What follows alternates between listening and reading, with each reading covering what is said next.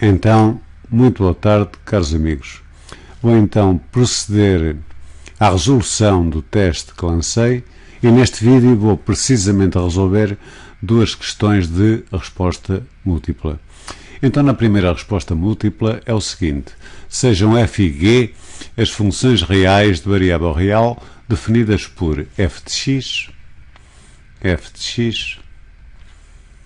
igual a 2 cosseno de x mais a raiz de 3 sobre 2 e também a função g de x igual a 2x menos π. O que se pretende mesmo é saber o valor da derivada f após g derivada no ponto x igual a π sobre 6. Ora bem, para resolver esta questão, basta saber, e agora vou escrever aqui, portanto, aqui ao lado, basta saber que cada das duas funções f e g diferenciáveis, a derivada f após g, ou, aliás, a derivada de f após g num ponto, digamos A, é precisamente igual à derivada de f, esta derivada calculada no ponto g de A, vezes a derivada de g, e esta calculada no ponto A. Ora bem, então, resolvendo então, e atendendo a isto que eu já tinha aqui escrito, isto há de ser igual à derivada de f, neste caso no ponto g de π sobre 6, isto precisamente por isto que eu aqui escrevi, vezes a derivada de g no ponto π sobre 6. Eu quando digo no ponto, é no ponto da abscissa x igual a π sobre 6. Então, isto será o mesmo. Então agora o que eu preciso mesmo é de saber quanto é g de π sobre 6. g de π sobre 6 há de ser nada mais, vou aqui fazer as contas ao lado, para simplificar depois, portanto, estas contas também, então vou talvez escrever aqui a verde, o g de π sobre 6 é precisamente igual, g de π sobre 6 é igual, repare-se aqui, na função g, basta-me substituir o x por π sobre 6 para obter 2 vezes π sobre 6 menos π. Claro que eu vou obter, precisamente aqui este 2 cancela com o π sobre 6, eu vou obter π sobre 3 menos π. π sobre 3 menos π. Resultado este que eu vou manter. Então, na continuação, agora, o cálculo da nossa derivada, continuando aqui com o sinal de igual, vou passar para aqui, está de ser igual ao f', não é? A derivada de f calculada no ponto, neste caso, π sobre 3 menos π, no ponto abscissa, π sobre 3 menos π, vezes, não é? A derivada de g, aliás, a derivada de g é muito simples de calcular porque a derivada de 2x é 2. A derivada de uma constante vezes uma função é igual à constante vezes a derivada da função. Menos a derivada de π, dado que π é uma constante, a derivada é 0. Portanto, vou colocar aqui 2.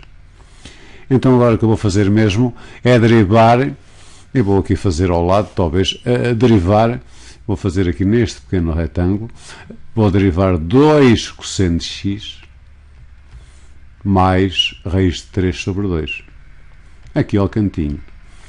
E então, esta derivada, que é a derivada de uma soma, é muito fácil. Aqui temos novamente, não é? Há de ser a derivada de 2 cosseno de x mais a derivada da raiz de 3 sobre 2. Mas a derivada de 2 cosseno de x, e porque é uma constante vezes uma função, há de ser igual a 2 vezes a derivada do cosseno de x, que é menos seno de x. Menos seno de x. E a derivada da raiz de 3 é precisamente 0.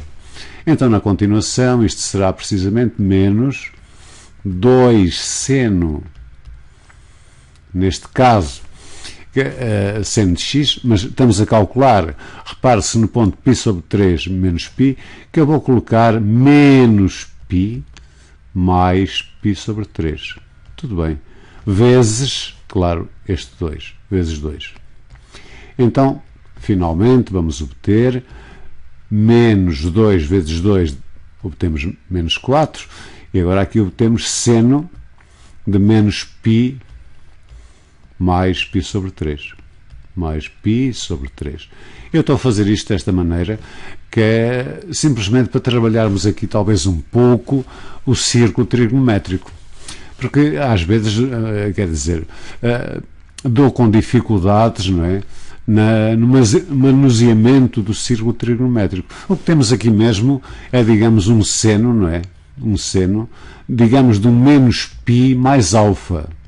Então, como é que a gente faz? Desenha um círculo, vou desenhar aqui um círculo trigonométrico, no qual neste círculo trigonométrico, claro, eu aqui tenho 0, aqui tenho π sobre 2, aqui tenho π, aqui tenho 3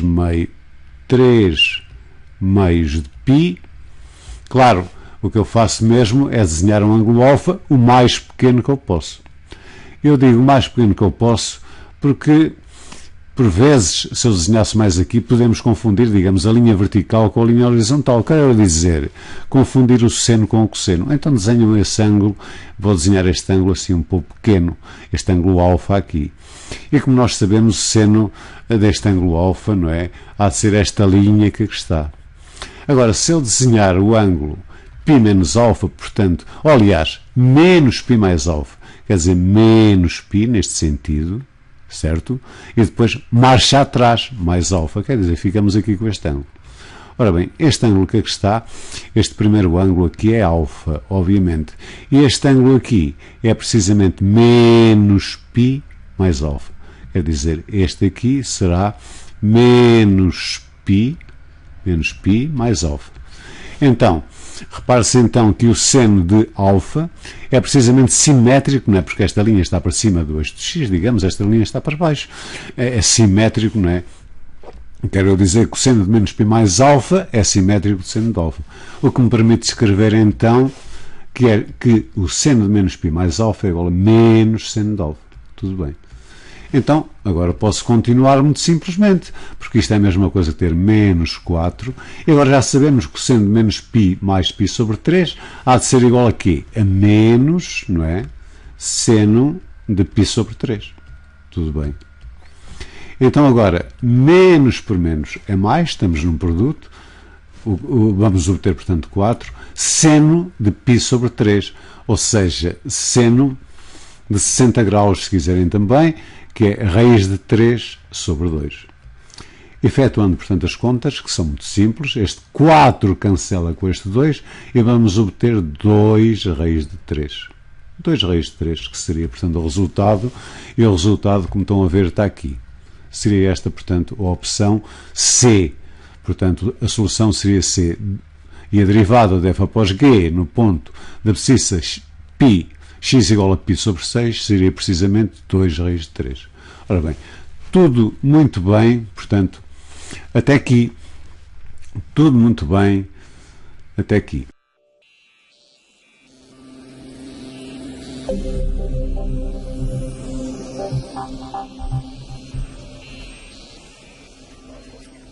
Então agora, na questão 2, vou resolver o outro item de resposta múltipla.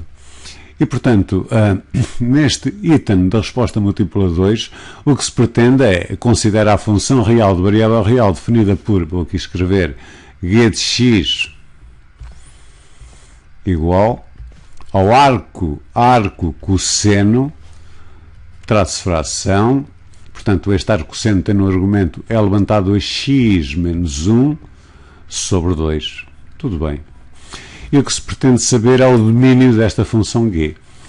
Antes de concretizar, digamos, esta solução, vamos pensar um pouco na função cosseno, quero dizer, cosseno, que tem uma representação gráfica, não é? Mais ou menos isto que eu vou aqui desenhar. Tentar fazer o melhor, claro. Então aqui, digamos, tenho o eixo dos y e aqui o eixo de x. Então marco aqui 0, está marcado, π sobre 2, marco aqui π, marco aqui 3 meios de π, claro, por aí adiante. aqui marcaria menos π sobre 2. Como sabemos também, o cosseno varia entre 1 e menos 1. Então vou marcar aqui um pouco atracejado, vá lá, digamos a reta de equação y igual a 1, que seja aqui 1, e agora aqui também um pouco atracejado, digamos assim, a reta de equação y igual a menos 1. Aqui y igual a 1, aqui menos 1.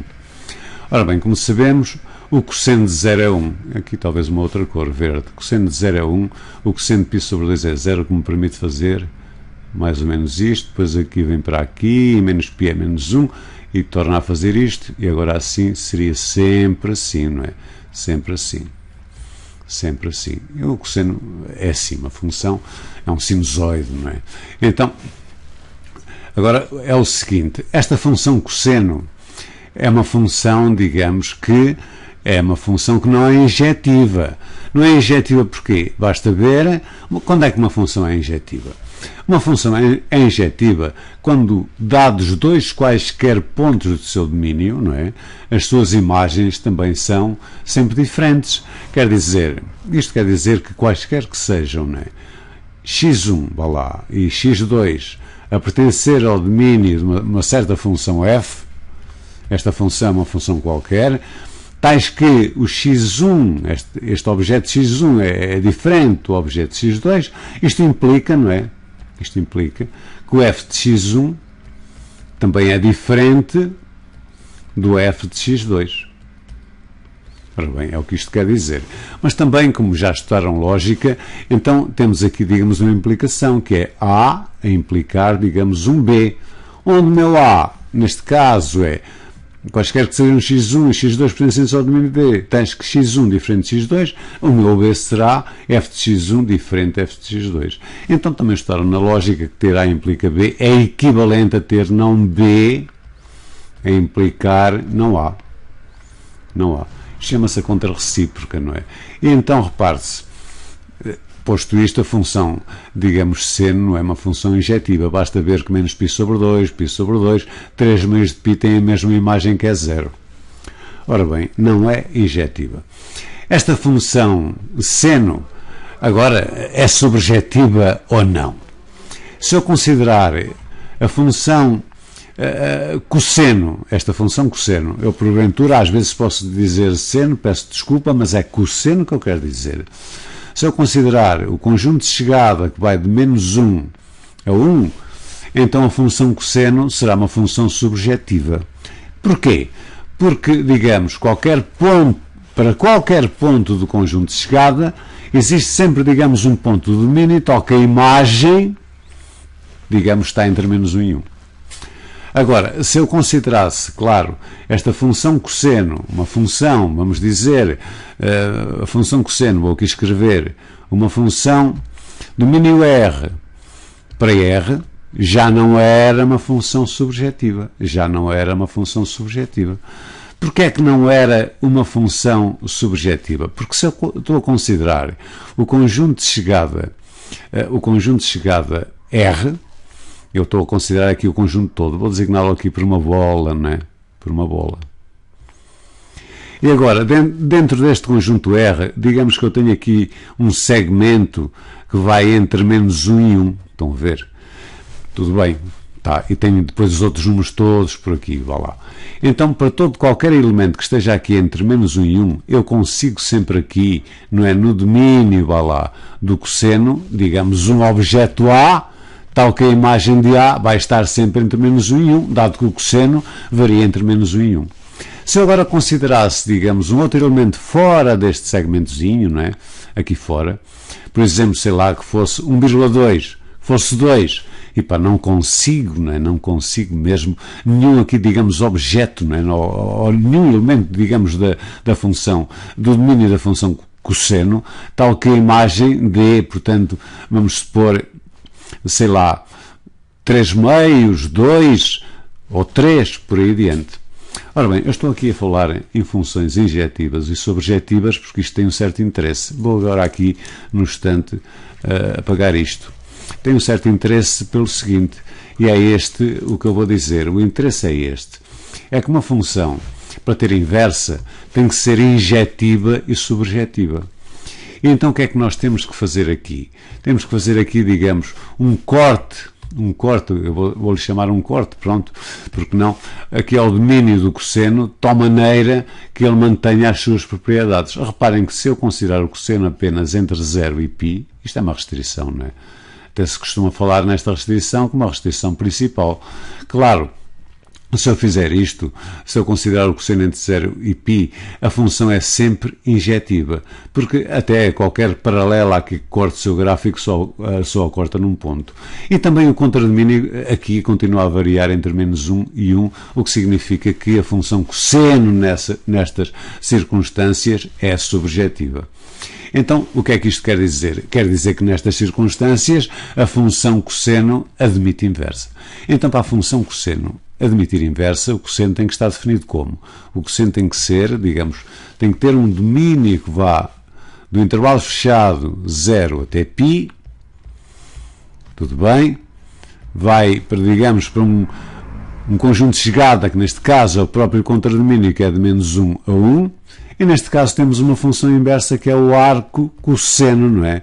Cujo domínio está entre -1 e 1, e digamos que o contradomínio entre 0 e π. Pronto, tudo bem até aqui. Ora bem, estive aqui a alongar-me apenas com o objetivo. E reparem que o meu objetivo, eu tenciono, não é? Que o meu objetivo seja bom. Porquê? Porque agora, a fazerem aqui o domínio desta função arco cosseno, o que é que têm de fazer? Têm que fazer simplesmente isto, não é? O que eu agora vou aqui escrever. O domínio então de G há de ser, neste caso, conjuntos de elementos X pertencentes a R, tais que é levantado a X aquilo que está dentro, não é? Aqui do argumento, não é? Do arco cosseno, estão a ver aqui, é levantado a X menos 1 sobre 2, terá que ser menor ou igual que 1, mas maior ou igual que menos 1. Eu tenho aqui apagar um pouco, porque já não tenho espaço. Tais que aqui menos 1 menor ou igual. Tudo bem.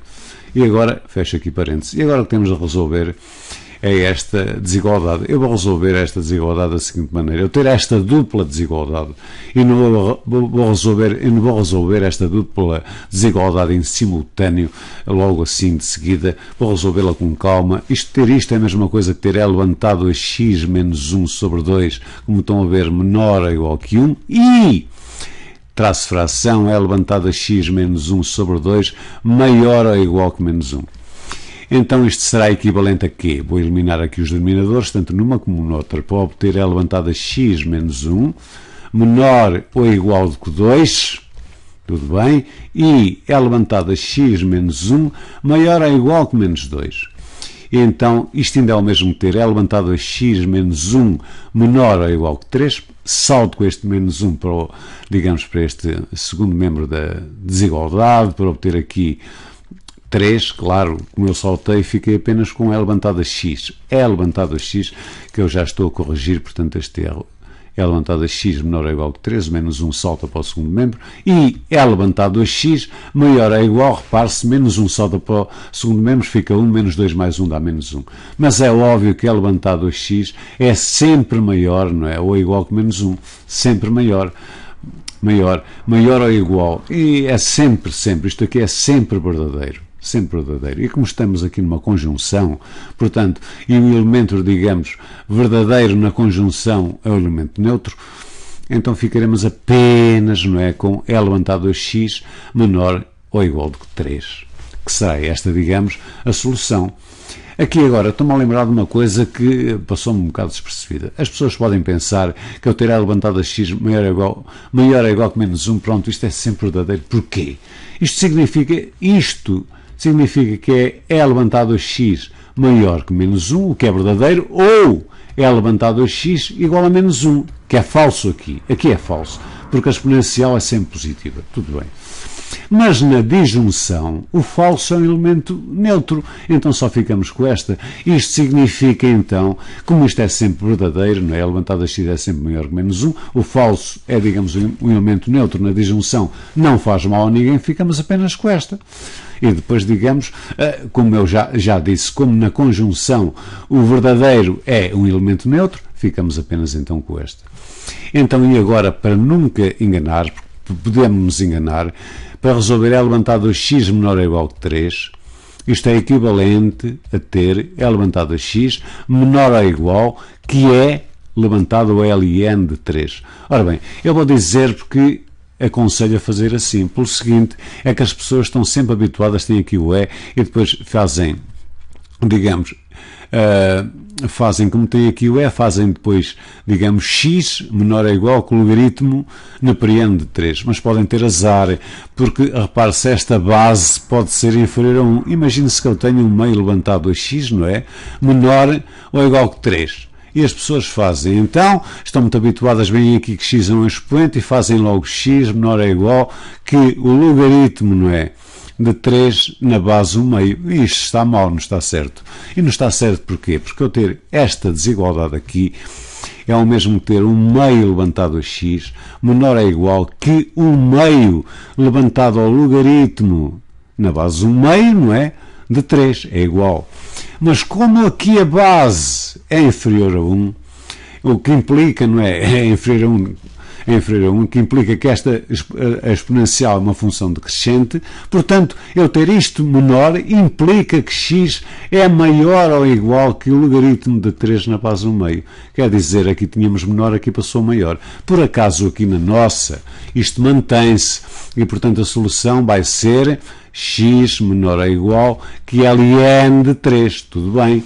E então o conjunto de solução há de ser o intervalo, não é? Se é menor ou igual que 3, menos infinito aberto, aqui é sempre aberto, em infinitos.